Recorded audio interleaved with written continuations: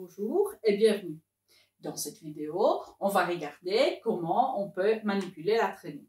Ça veut dire changer sa valeur. Ça veut dire tantôt l'augmenter, tantôt la diminuer, tantôt l'augmenter d'un côté ou de l'autre.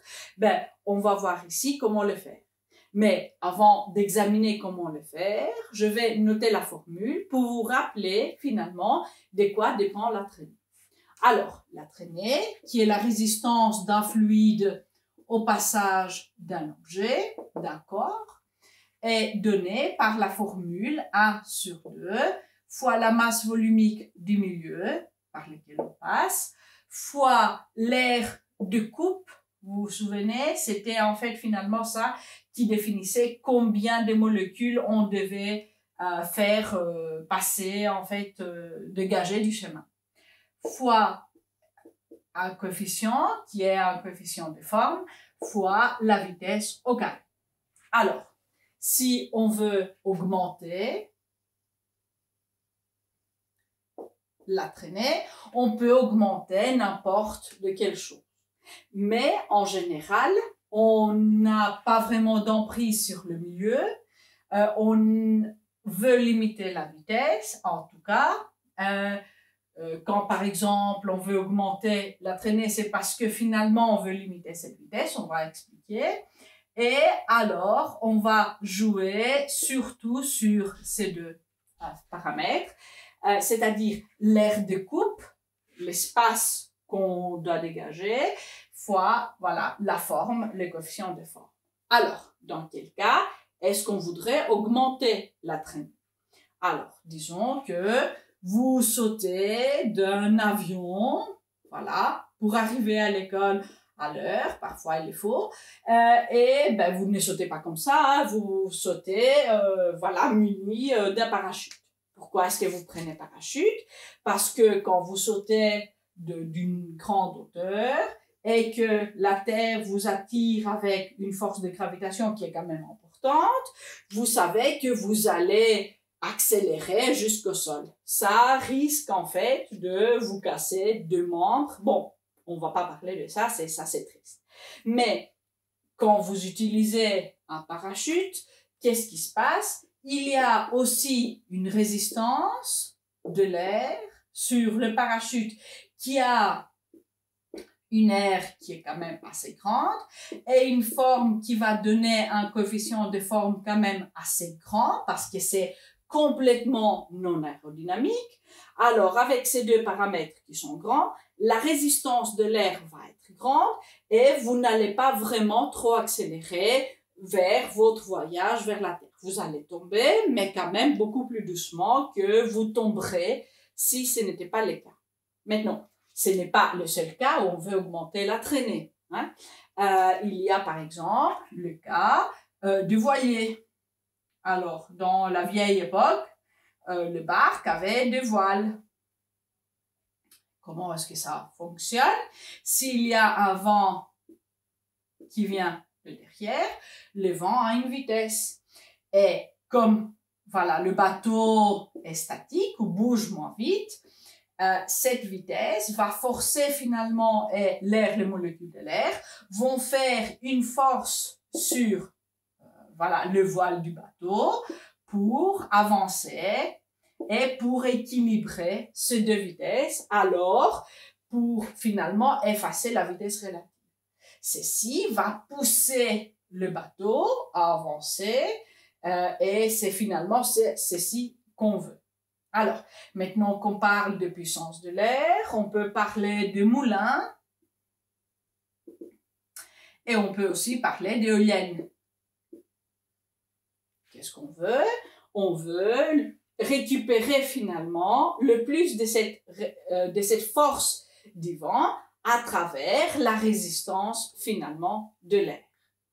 Et comment est-ce qu'on le fait? On a en général beaucoup d'air de coupe et de formes qui ne sont pas aérodynamiques.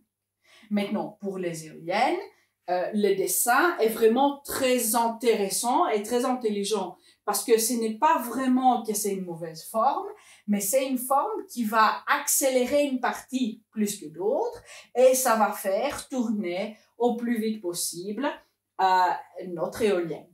Maintenant, très souvent, on veut augmenter, mais très souvent, on veut aussi diminuer la traînée. Quand est-ce qu'on voudrait diminuer la traînée? Vous avez pris l'avion?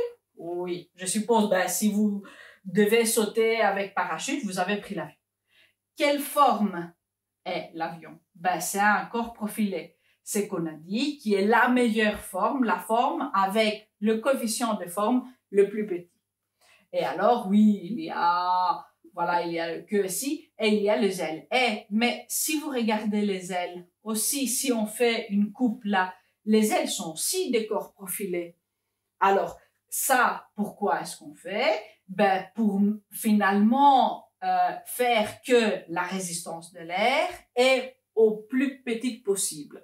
Sinon, on ne pourrait pas atteindre de grandes vitesses. On ne pourrait même pas s'envoler sur l'air. Alors, il y a un autre truc qui est intéressant avec l'avion, c'est que vous savez que les ailes ont la possibilité, en fait, de monter et de descendre. Pas tout, hein, ici seulement le bout à la fin. Alors, il y a un bout qui peut sortir, qui peut monter, qui peut descendre. Avec ça, c'est on manipule vers où on veut la force. On veut la force plus ici, plus là, plus de haut. Et comme ça, on arrive à monter, décoller et monter plus haut, à descendre plus bas et même atterrir, et aussi à faire tourner l'avion. Alors finalement, tout le pilotage d'un avion, ça dépend finalement la connaissance et la compréhension de la force de traînée, parce que finalement, c'est ça, ce qui fait voler notre avion. Alors, quels sont les trucs qu'on a fait pour l'avion? On a pris une aire de coupe aussi petite que possible pour, en fait, pour tout le volume, tout ça qu'on doit mettre dans l'avion. Et on fait un corps profilé, alors on fait un CX le plus petit possible. Je vais noter ça. Alors, on diminue la traînée en donnant une aire la plus petite possible et en mettant un CX le plus petit possible. Alors, sachez que ce n'est pas que l'avion qui a une telle forme et qui essaie de diminuer sa force de traînée. On a des sous-marins. Les sous-marins aussi auront quand même, plus ou moins, la même forme. Il y a ici, la cabine, etc. Mais là où on doit sortir, mais ce n'est pas aussi grand. Et même ça, tout autour, il y a comme un semi-cercle pour vraiment, en fait, laisser l'eau passer, comme l'air, par exemple, pour l'avion. Aussi, quelque chose d'important, que ces surfaces sont vraiment lisses pour éviter la turbulence. Qu'est-ce que c'est la turbulence? C'est quand il y a des tourbillons d'eau derrière, etc. Parce que finalement, ça va augmenter la traînée que ressent le sous-marin et on pourrait même perdre finalement le contrôle. Turbulence, vous avez entendu en fait, avec les avions, je suppose déjà. Alors, la nature aussi, il y en a dans le monde naturel. Il y a le poisson, qui ont cette forme. Il y a les gouttes de pluie qui vont tomber de très très haut et finalement vont adopter une forme la moins en fait dérangeante possible pour qu'elles puissent tomber sur la terre.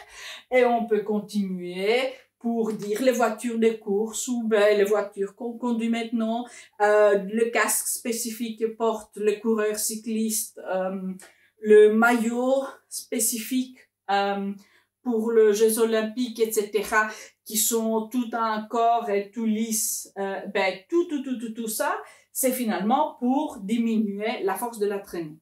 Parce que si c'est aux Jeux Olympiques que ça, un tel truc, vous gagne des secondes, vous pouvez finalement attribuer votre médaille, pas vos capacités physiques, mais finalement à la science qui vous a fait comprendre la traînée. Alors, c'est ça pour aujourd'hui. À une autre fois pour une autre vidéo. Ciao!